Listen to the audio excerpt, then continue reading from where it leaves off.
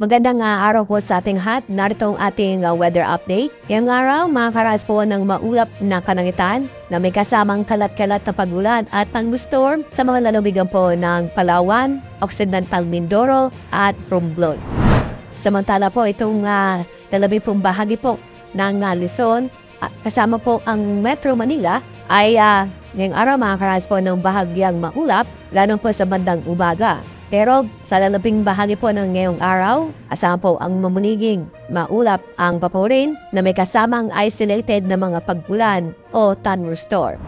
Dapat tayo sa lalabing bahagi po ng ating bansa. Itong Central Visayas at itong Western Visayas, kasama na rin po itong buong Mindanao ay makakaranas po ng maulap ang kalangitan na may mga kalat-kalat na pagulan at thunderstorm. Samantala, ang Eastern Visayas ay magiging makakaranas ng fair weather pero may tsansa pa rin na mga isolated na pagulan. Paalala po sa mga kababayan po natin, mag-ingat pa rin tayo dahil sa mga pagulan na posibleng magdulot ng pagbaha o pagburo na lupa. Kasalukuyan, itong southwest monsoon ay naapektuhan itong kalurang bahagi po mula sa Southern Luzon hanggang po dito sa bandang Mindanao.